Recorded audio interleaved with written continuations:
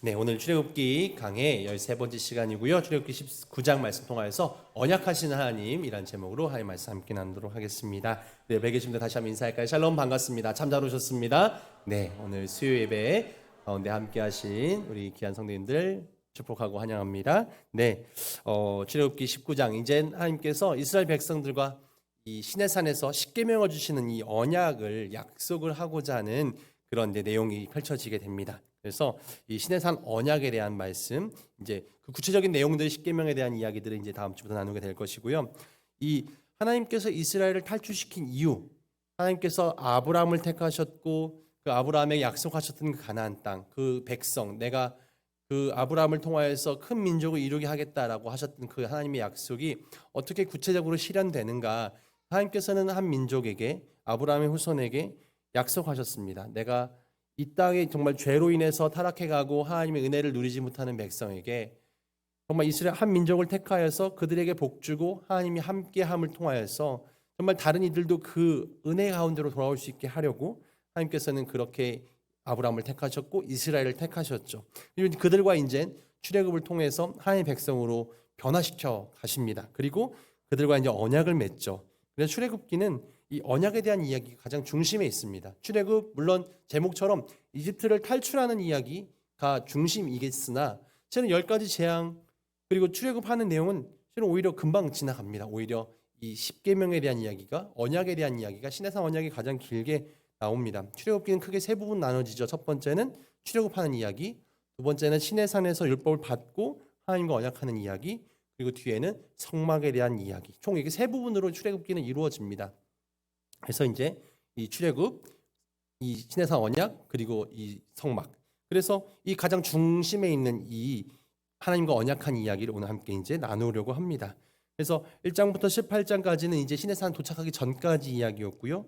19장부터 24장까지가 이 언약에 대한 이야기.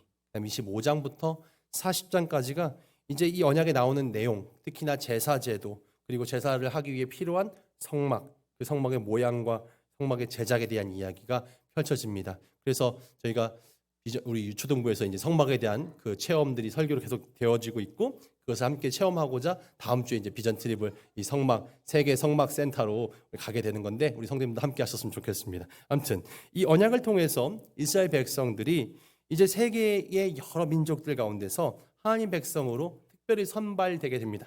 그래서 죄인들이 구원받는 백성으로 변화되는 것, 하나님 나라의 기업을 이을 백성으로 변화되는 것, 이스라엘 백성이 구원받는 천국 백성으로 이제 천국 백성을 상징하는 백성이 되는 것. 이 구약 시대 때는 이스라엘 민족만이 그리하였으나 이젠 예수님 이후로는 온 민족이, 온 백성이 주님을 믿는 예수 그리스도 통하여서 온 백성이 구원받게 되는 역사로 이제 옮겨지게 된 것입니다. 그래서 하나님께서는 이 시내산 언약이라는 이 중요한 사건을 통하여서 자기의 백성을 어떻게 구원할 것인가, 그리고 언약 안에 들어올 때 어떤 축복을 주실 것인가, 이런 것을 우리에게도 가르쳐 주고 계십니다. 오늘 이 시내산 언약이 어떤 의미가 있는 것인가, 이것에 대해서 오늘 말씀을 나누려고 합니다. 오늘 19장 1절은 이 언약의 시기와 장소를 설명하고 있는데요. 출애굽한 지 약 한 3개월 정도 지났을 때 이제 시내산 밑에 있는 시내 광야에 도착하게 됩니다. 그리고 모세를 그 광야에서 이제 시내산으로 올라오라고 말씀하십니다. 그리고 하나님과 이스라엘 사이에 중재자 역할을 모세에게 주는 거죠. 그래서 이 우리가 누군가를 어떤 중재하는 사람을 통하여서 이제 하나님을 만나게 되는 것이죠. 하나님께서는 이 언약하는 것이 어떤 가치가 있는 것인가, 어떤 의미가 있는 것인가, 이런 설명을 합니다. 4절에 내가 너희를 애굽에서 꺼낸 것, 이끌어낸 것 보았지. 네. 내가 애굽에서 너희를 탈출시킨 이유는 내가 너희와 언약을 맺기 위함이었다라고 말씀합니다. 죄악의 땅 애굽에서 이제 너희를 탈출시켜서 언약을 맺고자 한다. 내가 독수리 날개로 너희를 업어서 여기까지 나왔다라는 설명을 합니다. 그래서 정말 위협에서 우리를 건지고 그 날개로 우리를 품어주시는 하나님의 능력을 상징합니다. 그래서 오늘 말씀의 주제는 실은 뒤에 이단산에 올라오지 마라, 위험하다, 올라오면 죽는다, 이런 얘기가 뒤에 길게 나오지만 가장 중심 내용은 5절과 6절입니다. 오늘 5절, 6절 이야기를 주로 할 텐데요. 언약에 대한 설명입니다. 한번 잠깐 띄워주실까요? 이 언약에 대한 설명입니다.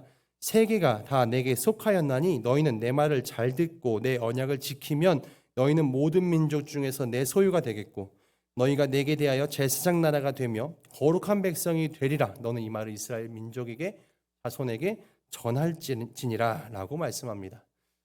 내가 너희와 언약하는 이유는 너희가 내게 속했고 너희가 이제 내 말을 잘 듣고 언약을 지키면 모든 민족 중에서 하나님 백성이 될 것이다. 그리고 너희는 제사장 나라가 될 것이다. 이런 거룩한 백성이 될 것이다. 이런 약속을 해주고 있습니다. 여러분 잠깐 생각해 보십시오. 이 첫 문장부터 감동이 됩니다. 세계가 다 내게 속하였다. 하나님의 스케일은 작은 민족에만 머물러 있지 않습니다. 온 세상이, 온 세계가 다 하나님 안에 속하여 있습니다. 세상을 주관하시는 분, 모든 역사를 주관하시는 분, 그 당시에 많은 신들은 나라 중심이었습니다. 이집트의 신은 이집트를 다스리고 있었고, 이게 바벨론의 신은 바벨론만 다스리고 있었고, 메소포타미아 신은 메소포타미아만 다스리고 있었고, 그렇게 믿는 거죠. 그런데 하나님은 말씀하십니다. 나는 온 세계가 다 내게 속하였다라고 하나님 말씀하십니다. 옛날에 우리나라는 어땠습니까? 우리나라 신들은 그렇죠. 이 돌, 나무의 신, 우리 마을 신, 약간 이런 느낌 아니겠습니까? 우상들의 특징은 사람이 만들었고 사람이 만들었기에 한계가 있습니다. 우상의 특징이죠. 모압을 지키는 바알볼, 암몬을 지키는 그모스, 바벨론의 신 마루뚜, 이런 신들은 굉장히 많이 있습니다만 그 신들은 그 나라의 신이었고 한 어떤 사물의 신이었고, 하지만 우리가 믿는 하나님은 온 우주를 창조하신 하나님, 온 세계를 다 다스리시는, 온 세계가 내게 속하였다라고 당당하게 외치시는 하나님입니다. 그 하나님께서 죄로 죽을 수밖에 없는 인류를 구원하시기 위해서 이스라엘 민족을, 한 나라와 민족을 선택하십니다. 구원의 출발로 한 민족을 선택하셨죠. 이스라엘을 선택하셔서 복을 주시겠다 약속하시는데 세 가지의 축복이 있습니다. 세 가지 축복 이야기를 오늘 나누고자 합니다. 첫 번째 복은 하나님의 소유가 되는 복을 내가 주겠다라고 약속하십니다. 다시 한번 5절 말씀 띄워주실까요? 5절 말씀 여러분과 함께 읽겠습니다. 시작. 세계가 다 내게 속하였나니 너희가 내 말을 잘 듣고 내 언약을 지키면 너희는 모든 민족 중에서 내 소유가 되겠고. 아멘. 네, 하나님의 소유가 되는 것은 놀라운 축복입니다. 왜냐하면 내 것인데 내 것을 내가 함부로 하겠습니까? 하나님께서는 내 소유가 된 백성을 책임지시고 붙드시고 은혜 주십니다. 그런데 그 은혜에 조건이 있습니다. 내 말을 잘 듣고 내 언약을 지키면, 이런 조건이죠. 그래서 언약의 말씀, 계명, 십계명을 우리에게 주십니다. 그 내용은 이제 점점 우리 다음 시간에도 나누겠습니다. 너희가 그런 십계명의 이야기들을, 또 레위기에 나오는 그런 율법의 조항들을 잘 지켜 행하면 너희가 내 백성, 너희가 놀라운 축복을 누리는 그런 특별한 소유를 갖게 된다. 특별한 하나님의 소유가 된 백성이 되어진다. 신약에서는 하나님의 자녀가 된다는 표현을 씁니다. 근데 구약에서는 내 소유, 하나님의 소유라는 표현을 씁니다. 그래서 우리는 하나님의 것, 우리 생각해 보십시오. 물론 요즘에는 무조건 부모님께 다 내가 상속되는 것이 100%는 아닐 수 있겠으나 예전에는 다 그랬죠. 부모의 것은 다 자녀들이 상속받게 되지 않습니까? 하나님이 우리를 넌 내 소유야 라고 말씀하십니다. 그러면 그 하나님의 자녀된 우리는 하나님의 것이 다 내 것이 됩니다. 우리는 하나님의 자녀가 되어서 하나님의 것을 누리는 존재가 되는 거죠. 부모님의 것을 소유하게 되고 상속을 누리게 되는, 신약에서는 하나님의 아들이 된다, 하나님의 딸이 된다, 하나님의 자녀가 된다. 하나님은 그래서 우리의 아버지가 되신다라는 표현을 합니다. 요한복음 1장 12절 말씀 보시죠. 요한복음 1장 12절에 영접하는 자, 대단한 그분의 자녀가 되는 그 방법은 어렵지 않습니다. 예수 그리스도를 내가 영접하면, 나의 구세주로 영접하게 되면 그 이름을 믿는 자는 하나님의 자녀가 되는 권세가 주어진다라고 말씀합니다. 자녀가 되는 권세는 아버지의 것을 누리는 권세입니다. 그냥 좀 떨어지는 콩고물 좀 얻어먹는 정도의 수준이 아니라는 거죠. 선물 좀 받는다 정도의 수준이 아닙니다. 자녀는 부모의 것을 누릴 수 있는 존재가 됩니다. 특별하게 대단히 뭘 잘해서 부모의 것을 누립니까? 우리 자녀들이 부모가 어쨌든 노력해서 얻은 집에서 살고 있지 않습니까? 그거 대단히 열심히 해서 월세 내고 삽니까? 그냥 부모의 것을 누리고 있는 겁니다. 자녀는. 자녀의 권세는 부모의 것을 누리는 권세입니다. 상속권을 말합니다. 성령을 통해서 예수를 믿고 하나님의 자녀가 되고, 그래서 하나님을 우리는 아버지라 부를 수 있습니다. 물론 어머니는 좀 서운할 수 있으나 하나님을 우리는 아버지로 표현합니다. 하나님 아버지, 우리는 어색하지 않습니다. 내가 혹시나, 여러분 가운데 혹시나 하나님을 내가 아버지라 부르는 것이 어색한 분이 계시다면 실은 거의 없을 겁니다. 하나님을 믿지 않는 사람, 교회를 다니지 않는 사람들은 어색합니다. 그러나 교회를 다니고 성령이 내 안에 찾아오고 내가 예수 그리스도를 구주로 영접한 사람은 하나님을 나의 아버지로 부르는 것이 전혀 주저함이나 어색하지 않습니다. 같이 한번 따라해 볼까요? 하나님 아버지.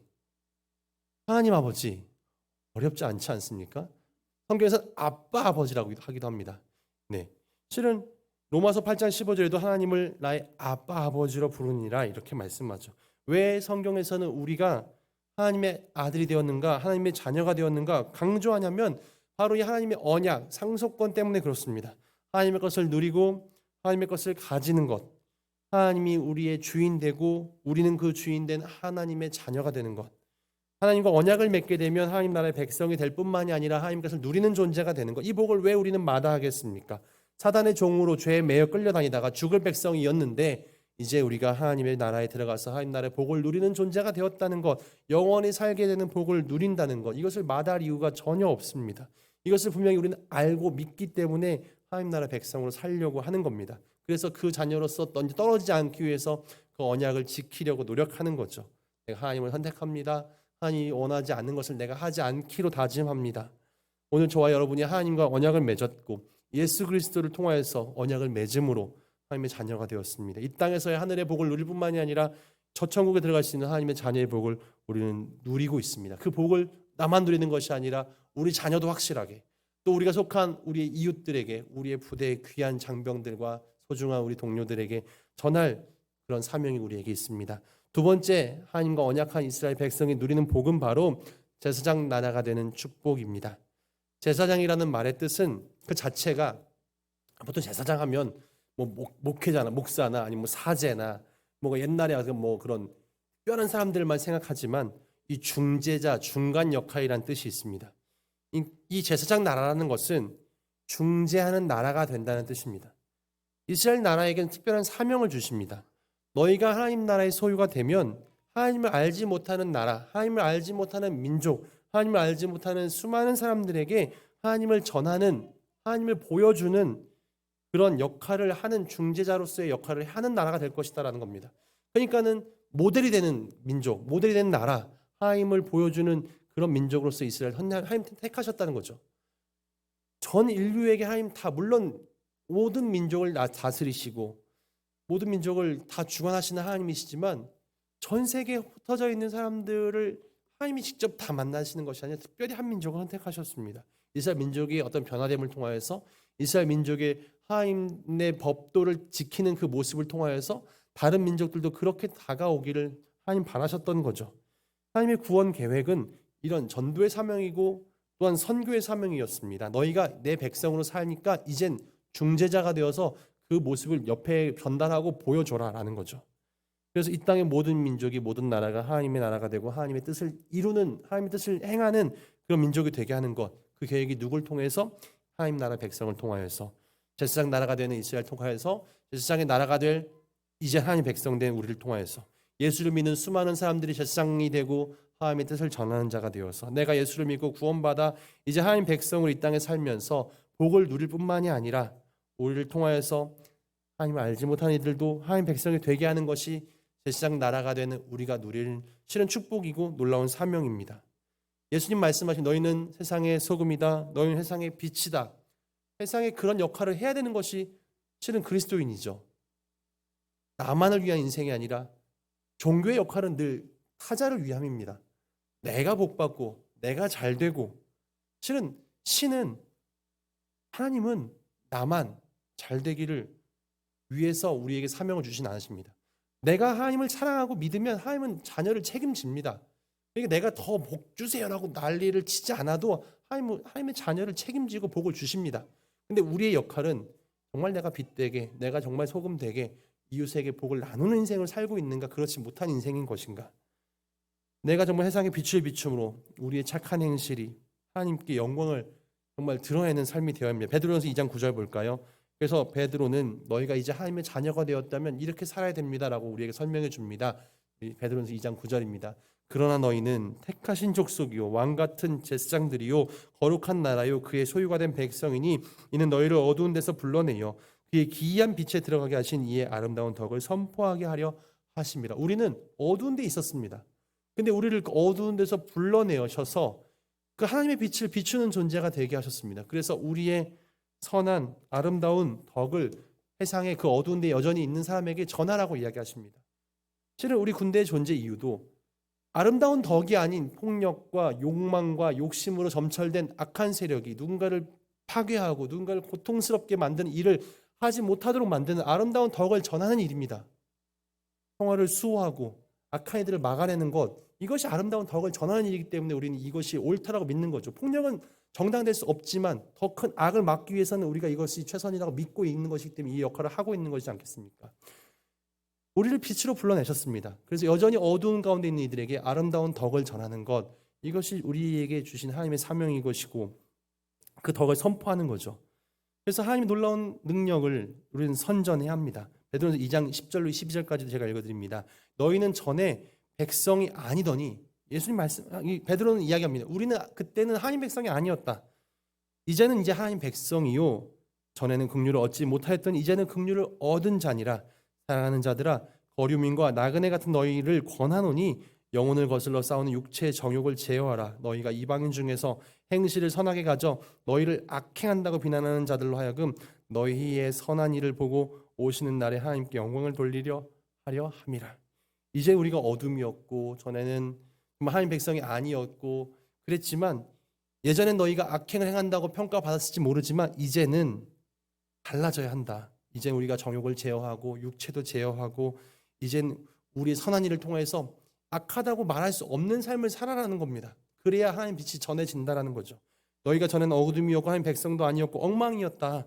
게으르고 나태하고 비전도 없고 맨날 싸우고 다투고 분노하고 육체의 욕심을 따라 살아가는 사람이었지만, 이제 하나님의 긍휼하심으로 하나님 자녀가 되었다면 여전히 나를 예전의 사람으로 기억하는 이들에게 나 달라졌어, 나 변화되어졌어, 아니 내 영혼을 거스르는 육체의 정욕을 제어하는 사람이야, 이제 선한 삶으로 살아가는 사람이야 라는 것을 보여주라는 겁니다. 그것이 바로 제사장 나라 된 하나님의 백성의 역할인 것이죠. 나의 변화된 모습을 통해서 하나님의 영광을 드러내는 삶. 나를 모르는 사람에겐 내가 선하다고 하면 누가 알겠습니까? 실은 저 멀리 있는 사람에게 나 선한 사람이야, 나 좋은 사람이야 관심도 없고 알지도 못합니다. 내가 나를 잘 아는 사람들에게 내가 예수 믿고 얼마나 행복한 인생을 살고 있는가, 내가 예수를 통해서 얼마나 선한 인생을 살고 있는가, 내가 얼마나 좋은 사람인가. 실은 군장병 가운데 종교를 가진 사람은 현재는 40%도 안 됩니다. 40% 가운데서 그 가운데서 절반이 기독교 신자죠. 그러니까 전체적으로 따지면 15에서 20 정도, 점점 떨어집니다. 20대는 현재 10%로 봅니다. 전체에서 10% 정도가 기독교 신자 비율로 봅니다. 그러니 예를 들어서 제가 아까 18%, 20% 얘기하는 건 굉장히 많이 잡은 거죠. 실은 그렇지 않습니다. 우리 부대에 실은 장병이 800명 있다면 80명이 교회 나와 정상인데, 휴가도 나가고 근무도 나가고 이래저래 못하니까 80명이 좀 못 나오는 게 실은 정상인 거죠. 그런데 저희는 세상의 비율보다 더 우리가 갇혀 있으니, 군대라는 이 현실 속에 있으니 더 교회 나오신 상황을 만들어줘서 그 퍼센테이지보다 더 높게 만들어내는 것이 우리 역할이죠. 그냥 원래도 사회 다니는 인원들이 그대로 교회 나오는 것이 아니라 믿지 않았고 안 믿는 이들도 더 하나님께 돌아올 수 있도록 그 역할을 감당해내는 것. 그런데 실은 그들이 무엇을 보고 변화됨을 알겠습니까? 얼마나 내가 선한 삶을 사는가.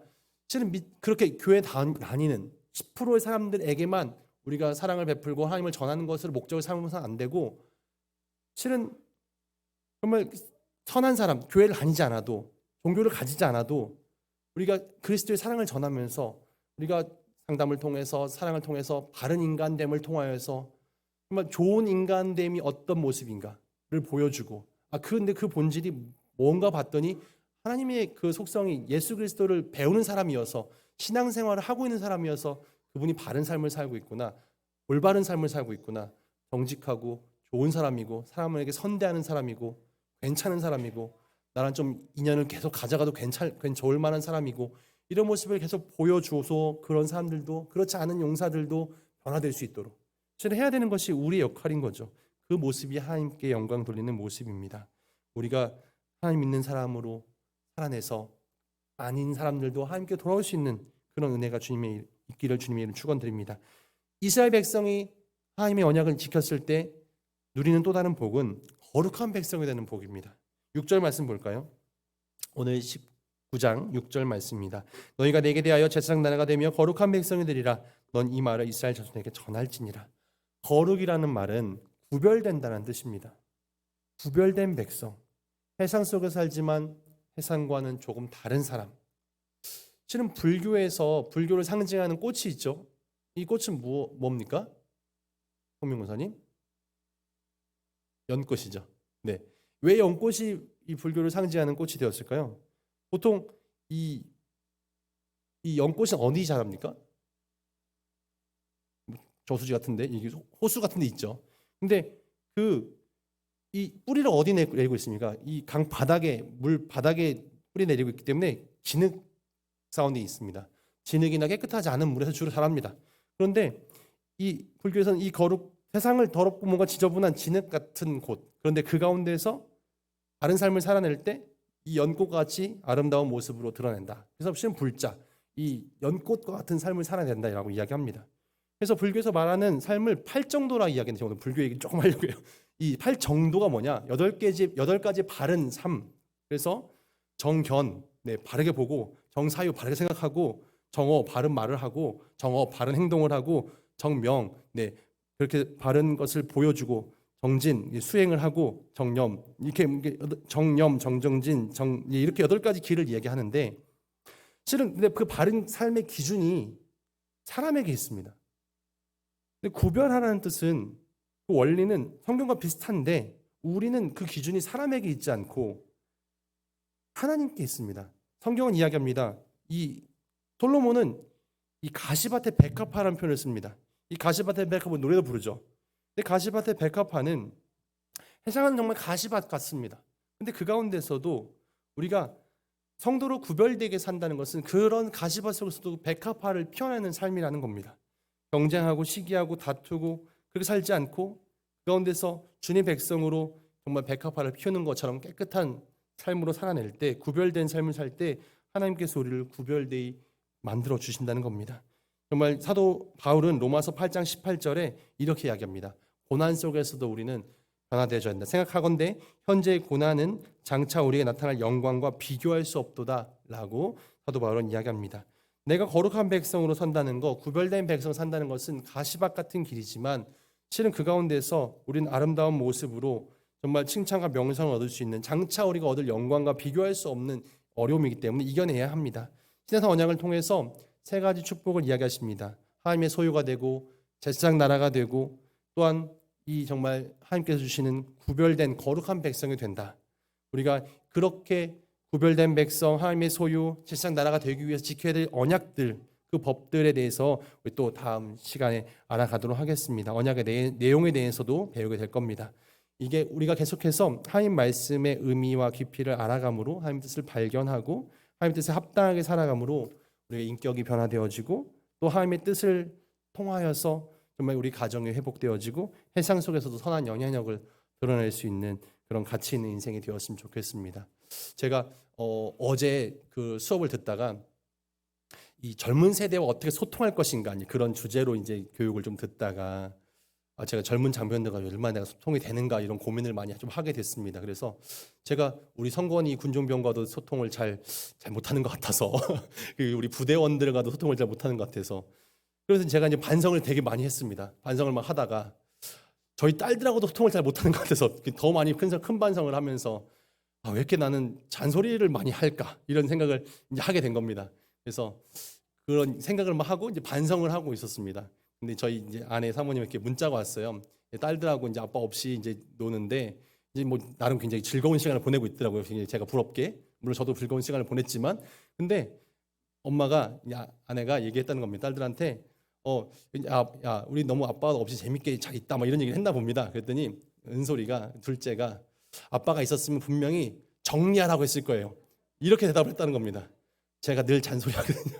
왜 정리를 하지 않니? 왜 이건 아빠만 치워야 되는 거야? 너희들이 치워야지 하고 잔소리를 되게 많이 하거든요. 그래서 아빠가 분명히 있었으면 이 즐거운 분위기가 아니라 정리하라고 잔소리하는 분위기였을 거라고 하는 이야기를 했다는 겁니다. 나 이제 반성했다. 나 이제 그러지 않기로 다짐했어. 나 오늘 굉장히 크게 반성하고 후회하고 있다. 이렇게 이제 제가 답을 해주었는데 얼마나 갈지 모르겠습니다만 실은 우리가 하나님의 영향력을 드러낸 사람으로 물론 이제 우리가 올바른 것은 전하고 바른 가치관도 살아내야겠지만 부대 안에서도 내가 만나는 사람들에게 정말 예수 그리스도인다운 어떤 삶의 태도와 말투와 어떤 태도들을 보여줄 때 정말 선한 영향을 드러내는 사람으로 살아낼 때 정말 구별된 백성이 되고 하나님 빛을 전하는 인생이 되어지고 그렇게 정말 하나님 믿는 사람들은 뭐가 달라도 다르구나를 보여줄 수 있는 축복된 주의 백성으로 살아낼 수 있기를 주님의 이름으로 축원드립니다. 아멘. 기도하겠습니다.